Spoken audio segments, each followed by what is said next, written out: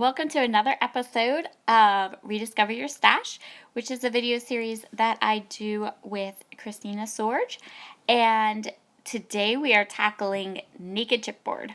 So these are the three chipboard packages, or three different types of chipboard that I chose from my stash to use today. All three of these chipboards are from a studio called Wow Studio, which they have really fun chipboard, and the woman that owns the store designs for 7 Dot Studio. Really nice chipboard, and so if you are interested in getting some chipboard from her, that's a good place to go. So what we're going to do is I am going to alter three different types of chipboards, starting with these arrows. So for these arrows, what I have here is I have some acrylic paint. This is by Christine Helmuth Studios, and it's very thick, heavy body acrylic paint. It comes in these pots. I have it in a number of different colors. This one's called Typical Tan. I don't know if they still sell these paints, but they're lovely. They're so thick and really nice, heavy, good acrylic paint. So I'm going to do two different things with these paints. So one of the arrows I'm going to go ahead and I'm going to cover with some loose glitter. This is gold loose glitter from Stampin' Up. And one thing I will say that I absolutely loved about this particular challenge was that having and altering these chipboard pieces, I was able to get out some of my mixed media products that I maybe don't use all the time. For example, this acrylic paint and that glitter have both been in my stash for quite a bit of time, and so it was really nice to get those products out and reuse them. And coming up here, you're going to see I'm going to use some other products from my stash, some mixed media products from my stash that I also haven't used in quite a while. So this was a really fun challenge for me. I enjoyed it. So the next little chipboard pack we're going to work with here are all these little arrows and geotags, and these are really tiny, but what I'm going to do here is I'm going to go ahead and I'm going to use some Perfect Pearls, another thing in my stash that I thought would be fun to color these with. So I'm going to go ahead and, for this one, I kind of dip it in just because of what this is. So this is just a little chevron piece, but all I'm doing is I'm taking the chipboard pieces and I'm going to put them into the perfect medium, and then I'm going to dip them or brush the Perfect Pearls on them, and then I'm going to kind of burnish it with my big brush here to kind of get the Perfect Pearls in there with the perfect medium so that they'll stay and be good. And you can see that beautiful green patina color that I'm using there. That's the name of the color, green patina. So I'm just going to go ahead through and do that. I'm just going to dip the chipboard pieces in the Perfect Pearls, put the Perfect Pearls on with the brush and burnish them off, and then set them aside to dry. So the last little bit of chipboard we're going to work with are these teeny tiny little sequins, and these were super duper cute. So what I'm going to do is I'm going to emboss them with this Wow Clear Gold Highlight Embossing Powder, and what this is going to do is it's not going to color them completely. So this is clear embossing powder mixed with some gold glitter. So I'm just going to dip the sequins into my embossing pad. I'm using the Distress ink embossing pad, and this is how they're going to look. And I ended up loving these so much that I went ahead and did the whole pack of them because I figured even if I didn't use them on my layout, I would use them on something else. So, and yeah, just dip the sequins into the embossing pad, dip the sequin into the embossing powder, and then hit it with a heat gun. Super simple. So now I have all of my altered chipboard. Everything is dry and ready to be used on a page. And I'm going to create an 8.5 by 11 layout with this family photo and a ton of tags.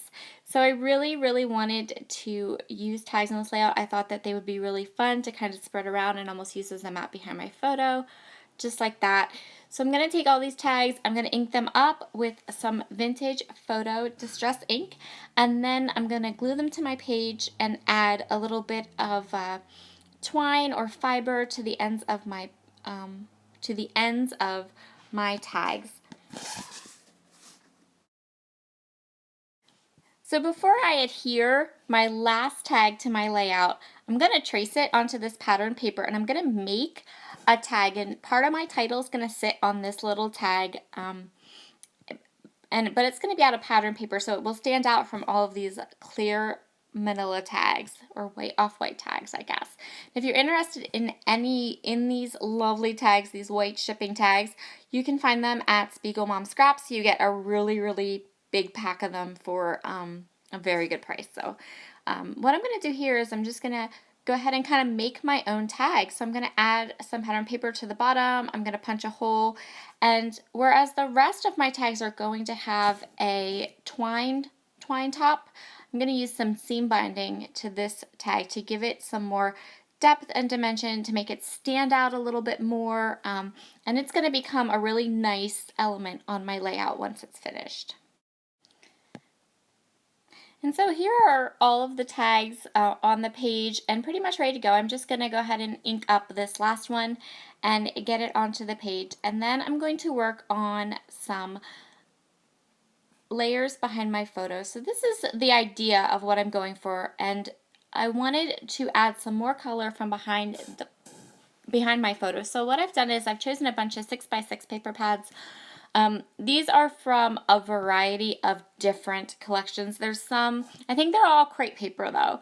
I think some of them are Farmhouse or something like that, and it's a real pretty old line. And then also some of these are from the Wonder collection. I think that that's the two lines I pulled from were those 6x6 paper pads. So again, going through my stash, not just with our for this particular challenge, not just with the chipboard and getting the chipboard used up for my stash, but also using some older product and some of my older mixed media products. Like, I had so much fun with those Perfect Pearls because they're such a throwback product.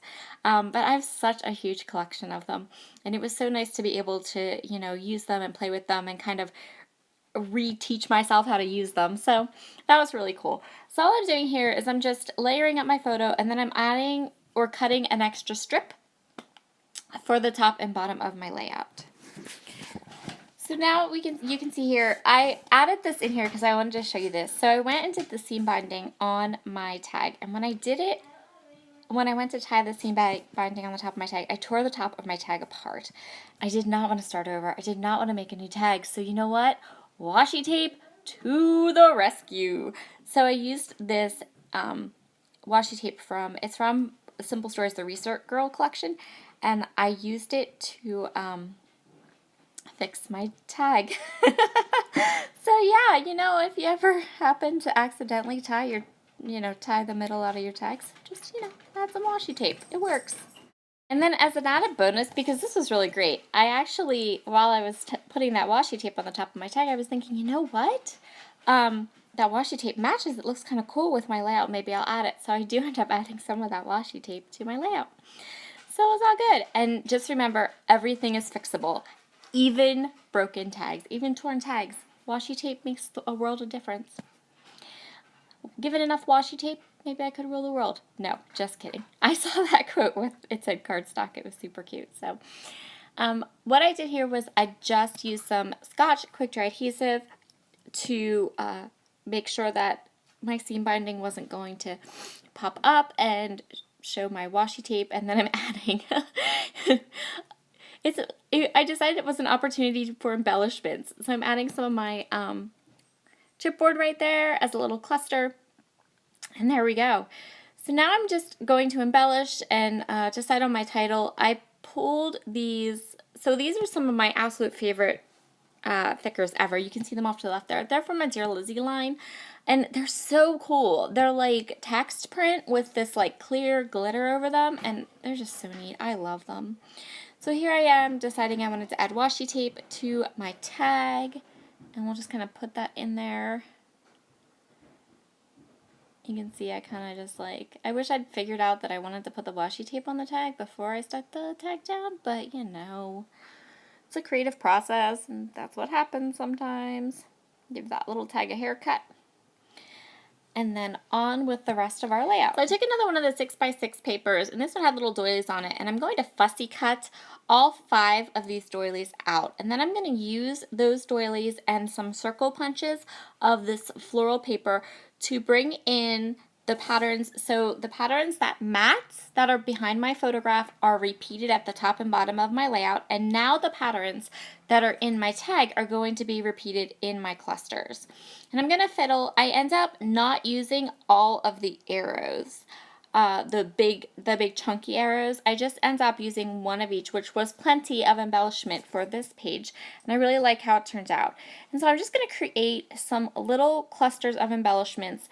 I was trying really hard not to bring in extra embellishments, just what I fussy cut from the paper and my chipboard and thickers for my title. So off camera, I did a little work decorating that tag and also fussy cutting out the doilies. I'm going to kind of buzz through this embellishment really quick because there is a lot in the beginning of this video showing how I did all the chipboard, and of course altering that chipboard and showing you how you can use that chipboard is kind of the purpose of these videos. So I'm just going to go ahead and create these little clusters, and then I'm going to get to work on my title. So I decided that I wanted to place one of my arrows right there and then to add my title. But I was having a hard time deciding how I wanted these arrows to fit into the clusters, and I didn't want to give this arrow to give too much weight. So what I decided to do, and this is really cool, so this arrow is just kind of like an outline of the arrow, and of course I've painted it. So I'm just going to add some Scotch tacky adhesive to the back of that chipboard, and then I'm going to glue it to this piece of paper and fussy cut around it so that it fills in that arrow with pattern paper, and I don't have kind of all the layers behind and in that open area of the arrow. So that is a really cool idea. If look through your chipboard, and if you have things like frames or letters or things that have more open space, you can back them with pattern paper, and then you can use them as a base. If you have a frame, you can use it as a base for a title, or kind of like what I did with the tag, you know, fill it in and decorate the inside of the frame with the pattern paper behind. So that's a really good tip as well if you have those. I know chipboard frames, we do have quite a lot of them. A lot of collections are coming out with them, and quite often they are decorated. They're not plain chipboard, but you can still find them now here and there. And if you are looking for some chipboard, some new styles, some really funkier styles, if you're newer to scrapbooking and you didn't collect, you know, jars and jars and jars of naked chipboard when it was very popular a couple of years back, two good places I would suggest would be Studios and Creative Embellishments. But I would also, with a word of caution, say don't buy a lot because, oh my, the collections of naked chipboard. If you scrapbooked when it was really popular, then you know. And if you have those jars and jars of naked chipboard, just grab some good heavy body acrylic paint, or some glitter or some embossing powder, and just start altering them to go with some of the colors you have, or just alter them with neutral colors like brown or glitters, or, you know, like the tan color, things that'll go with anything, any collection, and just keep them handy on your studio desk, and then maybe you'll get through them a little bit faster. So I'm adding my title here, which is just super simple. This is just a family photo from 2013, and this is for one of my boys' little 8.5 by 11 albums that I create for them. And I'm just using those really awesome thickers from my stash. I really, really like these thickers a lot. And this is my last pack and my last selection of them. And I used them as a little bit of embellishment as well. So you can see at the bottom right of my page, I added the ampersand and the little asterisk. And I'm going to add another asterisk up to the top as well. I've been joined by my dog now, who wants to crunch in up here on his food. So sorry about that if you hear a little Cooper crunching in the background. All of my embellishments are finished, and I'm now just putting a little bit of Heidi Swapp Gold Color Shine in my 3 different areas of embellishment, just for some interest, and to add just a little bit more glitter, because you can never have a little more, you never have too much shine and sheen, right? So that will complete my layout and this episode of Rediscover Your Stash. Be sure to head on over to Christina's channel and check out her video and layout, and we will see you again soon. Bye!